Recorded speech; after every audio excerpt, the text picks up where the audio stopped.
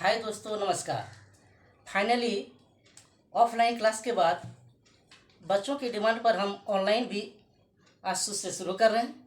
और आप लोग जैसे आप लोग को पता ही होगा कि झारखंड में आने वाले बहुत सारे वैकेंसी जो कुछ कारण से नियोजन नीति के कारण या फिर कोई कारण से जैसे सरकार की नीति के कारण बंद था, लेकिन अब आप लोग देख रहे हैं कि हाल फिलहाल में टीचर का बहाली आया, उसका भी अप्लाई हो रहा है और बहुत सारे वैकेंसी आ रहे हैं। जैसे अभी हम लोग का कुछ लैब असिस्टेंट का आया है, उसका भी अभी भरा रहा है फॉर्म और सबका एग्ज़ाम होगा। तो आप लोग को जैसे ही पता ही होगा कि हम लोग का अभी वैकेंसी जो झारखंड में है वो झारखंड पुलिस और एसआई दरोगा कांस्टेबल का जो है सो बहाली आ रहा है। तो आप लोग को ज़्यादा कुछ सोचना नहीं है। ये बहाली जो होगा जहाँ तक लग रहा है 60-40 में ही होगा, यानी कि 60-40 में ही इसका हम लोग नियोजन नीति अभी फिलहाल है और आगे होगा तो होगा।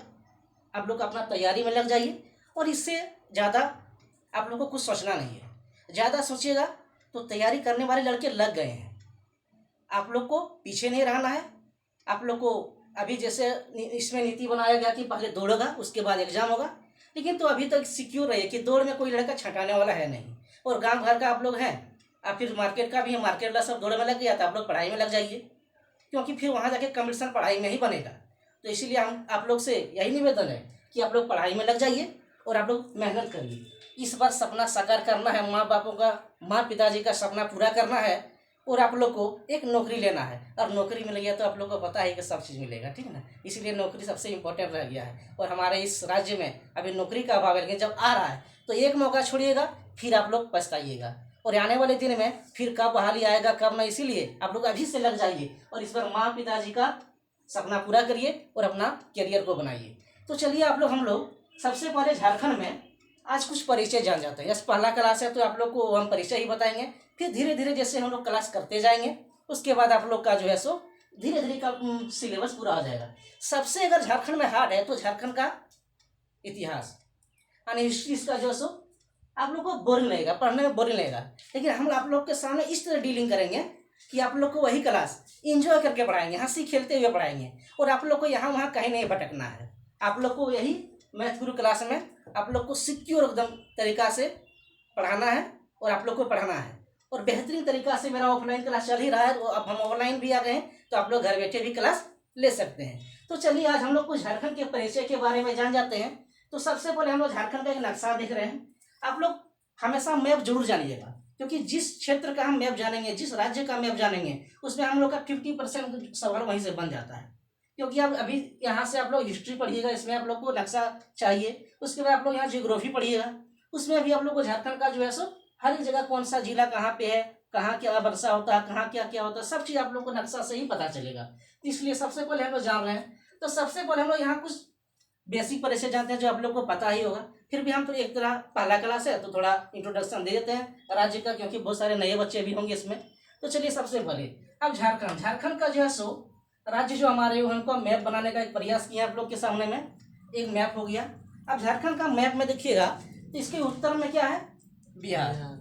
उत्तर में बिहार है और बिहार कितने राज्यों के हम लोग जिला टच करता है बिहार से, तो 10 जिला से। उसी तरह दक्षिण में मेरा हो गया उड़ीसा।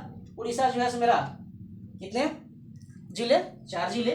फिर मेरा हो गया पूर्व में पश्चिम बंगाल हो गया, यहाँ पे आप लोग का 10 जिले टच करेंगे। और इधर मेरा जो है सो पश्चिम में हो गया छत्तीसगढ़ 4 और एक यूपी एक जिला मात्र टच करता है, कौन सा जिला, गढ़वा। आप लोग टोटल 5 राज्य है जो हम लोग के झारखंड के सीमा से टच करता हुआ राज्य है, ठीक ना। इस सब बेसिक जानकारी सबको पता होगा। उसके बाद आप लोग को सबसे इंपॉर्टेंट चीज करना क्या है, कौन सा जिला कहाँ पे है, ये आप लोग को जरूर याद रखना है। क्योंकि आप लोग को जैसे ही कुछ सवाल आएगा तो आप लोग को जिला में चल जाएगा, अच्छा ये हाँ हैदराबाद के बगल में ये है, रांची के बगल में ये है, ठीक ना। तो आप लोग को सबसे पहले फिगर को 10 बार 20 बार बनाइएगा झारखंड के नक्शे को। उसके बाद आप लोग को बहुत सारा क्वेश्चन आगे देखिएगा आप लोग को डीलिंग होगा। इसके बाद हम लोग कुछ बेसिक जानकारी झारखंड के बारे में जाना है। आज इतिहास पढ़ रहे हैं तो इसके बारे में कुछ जानना जरूरी है इतिहास के बारे में। तो सबसे पहले हम लोग बेसिक चीज 4 वो चीज है, जैसे हो गया रांची हो गया, इसका राजधानी, उप राजधानी हो गया दुमका। जिला आप लोग जान रहे हैं 24 गो बेसिक चीज है। लोकसभा 14 गो है, राज्यसभा 6 गो है। उसके बाद इसमें भी हम लोग डीलिंग करेंगे आगे क्लास में कि लोकसभा में 14 गो में कितना एसटी का है, कितना एसटी का है, कितना जनरल का है, ये सब हम लोग आगे क्लास में देखेंगे। उसके बाद प्रमंडल मेरा 5 हो गया। विधानसभा में मेरा 81 गो में चुनाव होता है, एक जो मेरा नियोजित होता है वो जो है सो एंग्लो इंडियन के लिए है। टोटल 82 सीट है। उसके बाद प्रखंड मेरा 200 कितना है 63 को है। उसके बाद नगर निगम 9 को है। पशु मेरा हाथी हो गया, पक्षी कोयल और फूल मेरा हो गया पलाश। ये सब बेसिक जानकारी झारखंड के राज्य के बारे में, कोई भी राज्य के बारे में जैसी जानकारी ये सब चीजें आप लोग को इसको पता होगा, हमेशा देखते चल रहे हैं। उसके बाद हम लोग परिचय झारखंड से इतिहास का कुछ करते हैं। सबसे पहले झारखंड बना क्यों? एक तो सबसे पहला मुद्दा है कि झारखंड बना क्यों। क्या हम लोग बिहार में सेव नहीं थे क्या? ऐसा नहीं है। हर एक राज्य को बनाने का एक मकसद होता है। क्या मकसद होता है और क्या नहीं? किसी को कुछ आज़ादी मिलता है, किसी को कुछ आज़ादी नहीं मिलता है। इसलिए हम लोग को जैसे ही 1947 में जो है सो भारत तो आज़ाद हो गया, उसके बाद झारखंड को कहाँ डाल दिया गया? बिहार के दक्षिण भाग में, यानी कि इसको दक्षिण बिहार के नाम से हम लोग जाने गए हैं। झारखंड क्या है? दक्षिण बिहार। अब यहाँ दक्षिण बिहार में हम लोग को ऐसा क्षेत्र में आ गए जहाँ ऊपर के बिहार के लोगों को जो है सो थोड़ा ज़्यादा, एक तरह से बोलिएगा आप लोग तो ज़्यादा पकड़ बना रहा, आदिवासी क्षेत्र पिछड़ गए। इसलिए धीरे धीरे यहाँ से विद्रोह चालू हो गया कि हम लोग को अब अलग राज्य चाहिए। और यहाँ के आदिवासी मूलवासी हमेशा से ये रखते थे कि हम लोग को अलग राज्य चाहिए। इसलिए धीरे धीरे हम लोग का झारखंड राज्य बनने का इतिहास जानेंगे। उसमें बहुत सारे विद्रोह हुए। अगर देखा जाए तो एक राज्य बनाने में झारखंड जितना संघर्ष किया है, जितना लड़ाई किया है, उतना किसी भी राज्य को जो है सो इतना तकलीफ नहीं झेलना पड़ा। तो सबसे पहले हम लोग जान रहे हैं कि राज्य बना आदिवासी बहुल राज्य के रूप में आया मेरे देश में, क्योंकि आदिवासियों को गृह भूमि होमलैंड चाहिए था। एक गृह भूमि होमलैंड चाहिए, इसका हमेशा से मांग चलती रहा। कितना लड़ाई हुआ, कितना क्या हुआ, बहुत सारे विद्रोह हुए और लास्ट में जाके हम लोग को झारखंड मिला है। तो झारखंड जो है सो आदिवासियों का राज्य बना और आदिवासियों का सपना जो है पुराना था, बहुत सारा सदियों पुराना सपना उन लोग का पूरा हुआ। अब झारखंड का जो क्षेत्र है, पहले जो है देखिएगा झारखंड का सबसे बड़ा क्षेत्र कौन सा है? तो ये छोटा नागपुर पठार आप लोग जान रहे हैं। छोटा नागपुर पठार और संथाल परगना, ये दो ही क्षेत्र प्रमुख रूप से झारखंड को मिलकर जो है सो बना है, क्योंकि बड़ा क्षेत्र यही है। बाद में सब थोड़ा पलामू वगैरह भी जुड़ा है इसमें। तो सबसे बड़ा क्षेत्र वही है संथाल परगना। यहाँ देखिए आप लोग को डीलिंग भी की है हम कि संथाल परगना और छोटा नागपुर पठार जो है मिलके हम लोग का झारखंड राज्य का निर्माण हुआ है। उसके बाद हमेशा देखिएगा कोई भी राज्य बन रहा है तो झारखंड को हमेशा जो सेव किया है वो उत्तर से होने वाले आक्रमण, क्योंकि ये तो हम लोग का दक्षिण बिहार था और ये ऊपर में उत्तर बिहार था, तो उधर से होने वाले आक्रमण से हमने हमेशा हम लोग को सुरक्षा कौन सा किया है? एक यहाँ पर्वत श्रृंखला है, इसका नाम क्या है? विंध्य कैमूर की पर्वत श्रेणी। विंध्य कैमूर की पर्वत श्रेणी जो हम लोग के उत्तर से होने वाले आक्रमणों से, हमेशा मुस्लिम आक्रमणों से, अंग्रेज आक्रमणों से हमेशा सुरक्षा प्रदान किया है।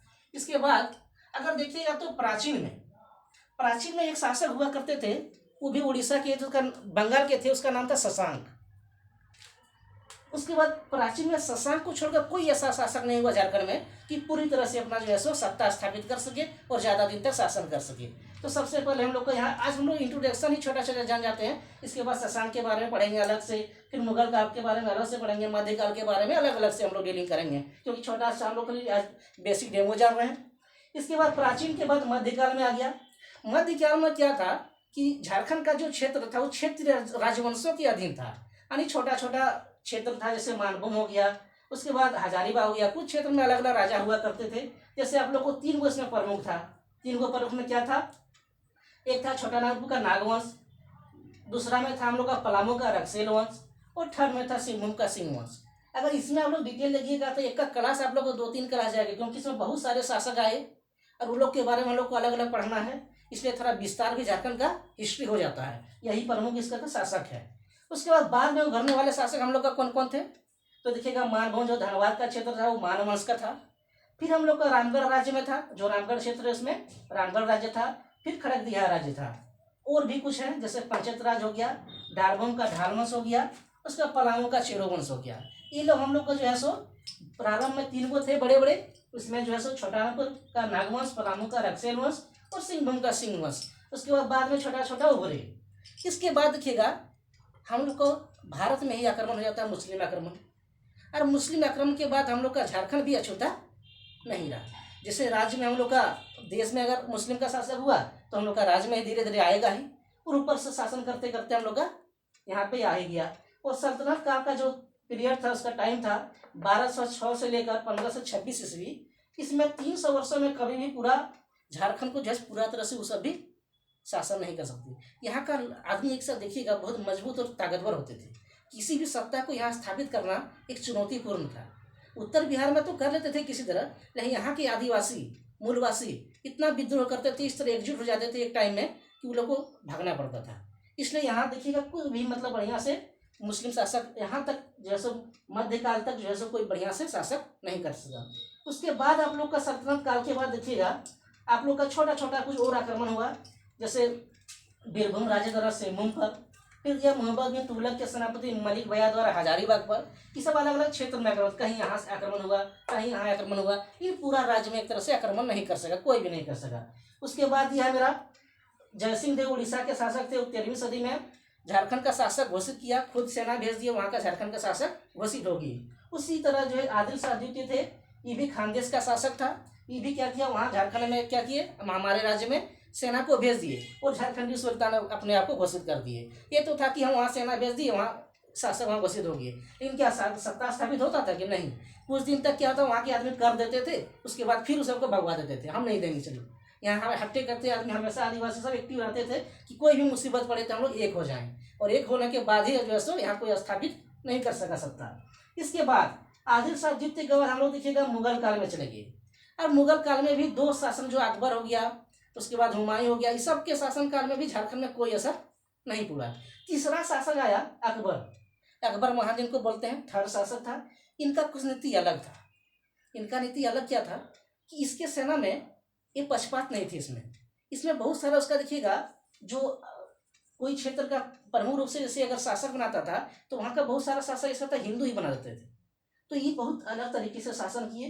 तो इन्हीं के शासन काल में झारखंड में जो है सत्ता का मिल मिलाप हुआ, स्थापित हुआ। यानी कि यहाँ क्या हुआ, अकबर के शासन काल में संपर्क स्थापित हुआ झारखंड से बढ़िया से, कि अकबर ही यहाँ आए जो बढ़िया से शासन किए और वही यहाँ से कर ले सके, और बाकी कोई शासक ऐसा नहीं हुआ मुगल काल में भी कि बढ़िया से यहाँ स्थापित सत्ता कर सके।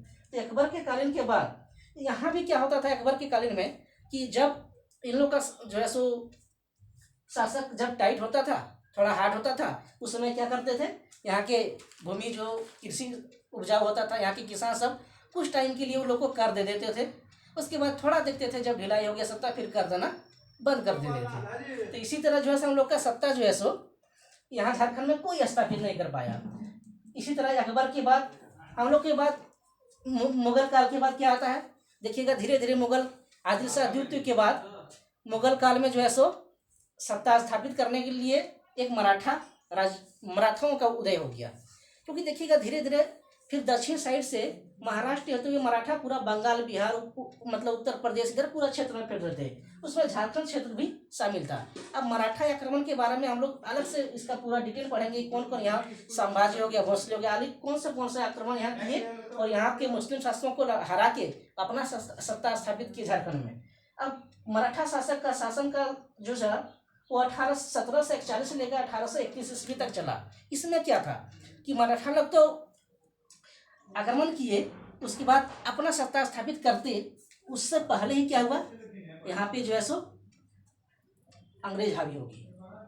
अब मराठों का आता, मुस्लिमों के बाद मराठों का आता, तब तो यहाँ अंग्रेज हावी हो गए और ईस्ट इंडिया कंपनी ने जो है सो यहाँ आसानी से सत्ता स्थापित कर लिया। और इनका जो काल 70 वर्षों में पूरा हुआ। ऐसा नहीं था कि अंग्रेज भी आए और आराम से यहाँ शासन कर लिए, ऐसा नहीं था। यहाँ के आदमी इतना जागरूक हो चुके थे और इतना मतलब इकट्ठा होने सीख गए थे कि मतलब कोई भी समस्या है तो एक हो जाओ। और यहाँ के संथाल, आदिवासी, उसके बाद जितने भी प्रकार के 32 आदिवासियों में थे, सब एकजुट हो गए और आसानी से ईस्ट इंडिया कंपनी को भी सत्ता करने नहीं दिया।